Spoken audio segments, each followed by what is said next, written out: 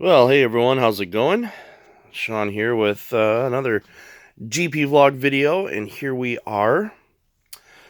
The gray Pontiac, also known as Gray Rocket, or the Silver Rocket, or something else. I've had some people call it some weird things after I called it Rocket.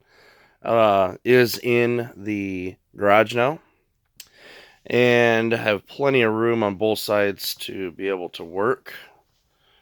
Plenty of room. Some of these boxes are going to get moved out, but I do have plenty of room to work, and that was one of my main concerns because I had to build some shelving here in the garage. For those of you who don't know, I work. My company works with Power Jack, and I am the repair center. So I have inverters all over the place, and I wanted to make sure that I had enough room. Built a nice storage shelf for everything. So anyway, here we are again, finally, and starting this Friday. Today is Monday. Starting this Friday, maybe a little sooner. I don't know. Starting this Friday, Ryan is going to be coming over, and we are going to be spending the day tearing this apart together. Now, I will be getting some great video footage. I've got Ryan, who's going to be in front of the camera, behind the camera, whatever. He's doing a great favor for me to be able to help me with this. It's always good to have an extra set of hands. Now, I'm still going to design the video so that if you want to do this all on your own, then you can. There are very few exceptions to that rule, like, for example, the hood is going to have to come off with two people. Yes, you could technically do it with one person if you wanted to really slide it down and then pick it up, but it's preferred that you have two people do that. Um, some things like that. And it's going to be nice having an extra set of hands, an extra set of eyes when we get this out. So I'm very excited, very much looking forward to this. Finally, going to have this thing out and about. And then it'll be, it'll be time to roll the gray car out. Ryan is going to be taking the car, and there's some parts on it that I'm going to need, but he's got an Impala, and I believe, although I'm not 100% sure about that, but I believe he's going to be transplanting his transaxle into this car, which would be the 4T65 EHD. He has an Impala SS. So I do believe that's his plan because this has a shot transmission. And so if anybody out there is interested in a transmission core, just hit me up, and we can obviously talk about that. The 4T65E HD MN7 is hard to find. There are just not that many out there, even the bad ones. And a lot of people like to take them in, get them rebuilt. And yeah, so you can have one rebuilt for as little as $1,500 once everything is all out. Have a shop rebuild it with a nice. I've got a stage 2 kit in mine, so I just took the tranny down to them, and yeah, I think it was about $2,000 for me because I ordered the cooler and stuff like that. But yeah, so here we are finally. I've got a lot going on in my life right now. It was 3-4 months ago when I bought this car, and finally we're gonna get to it. Like I said, I've got so much going on in my life right now, it's been really difficult to get to this project. So the goal is to have the top end completely rebuilt. I am looking at stuff like a cam and, an entire upper end basically. So if you have any suggestions, let me know for sure. I do not care. And this is going to sound funny, but I really don't care about speed. I care more about, well, I don't even know. I don't need a big fat cam on this. If I really wanted to go with power, then I would go with a turbo, which is what, $5,500 for the kit. And then you really got to beef up the tranny because the 7/8 chains just don't hold up. But that's not me anymore. I mean, I've had arguments, back when I used to argue. I don't really care about arguing anymore.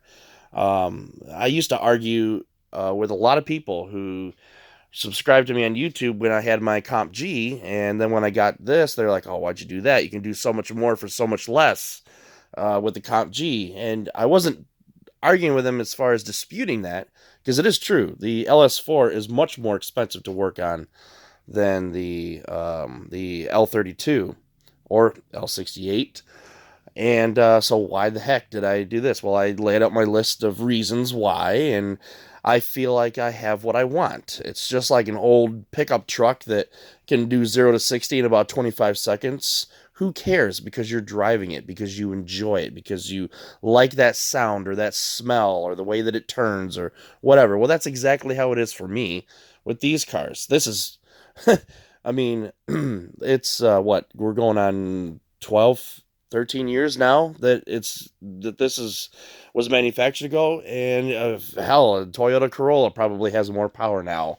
They've come a long way in the past 12, 15 years with technology that this is not the speed demon. I mean, it really wasn't when it first came out anyways, but even more so now, it is not the speed demon that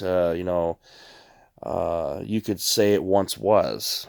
And that's okay with me. I am not trying to get the most power out of this that I can possibly get. Number one, I have other priorities in my life. I'm getting married, remodeling a house, saving up for a house as well. So I have other priorities in my life. So I just want this thing to run good because I love driving it. I love the sound. I love the interior, the design, everything else. I could care less really how fast it goes. Yes, the extra power is nice. Nobody's ever going to turn down extra free power. But the point is I'm not going to go all out on this and spend $1,500, $2,000, whatever, really trying to beef things up when I know it's really not going to make too much of a difference. It's just not.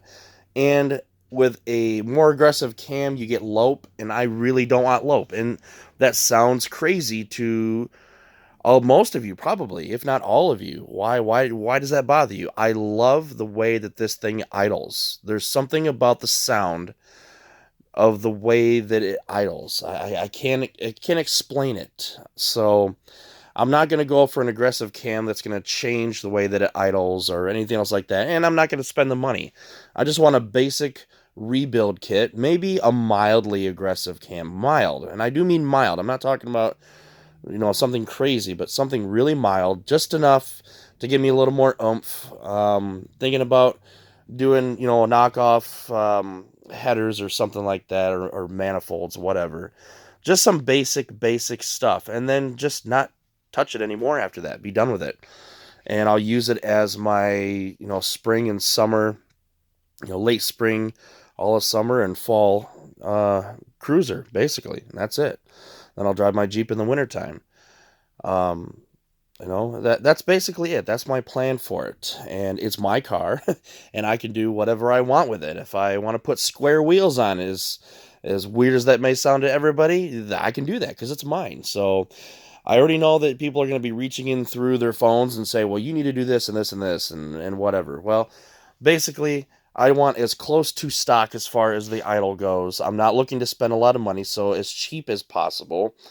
It would be a top end rebuild, the cam, the lifters, and I know they make kits. I also need to put a new timing set on it. There's no doubt about that. It needs a new timing set. So that's basically about it. And I might do some exhaust work to it, and that's it. Then I'll be done. It'll get tuned, and I'll be done. And that's it. No more. Not gonna go and try to add a whole bunch more power or do anything else like that. This is my cruiser vehicle now. It is no longer me trying to chase as much power as I can. I'm 38 years old. I could care less about that anymore. Everybody loves power, but even I still do. I wouldn't turn it down for free, but it's not a priority for me. So anyway, be looking for some videos. I'll try to do some live streams, some vlogs, some updates and stuff like that so that you guys can see it. And eventually you'll have a step-by-step of how to lift this motor out the top. I'm not going to drop the subframe. It's going out the top, just like the last 3 times I have done this. So stay tuned. Thanks for your support. and take care.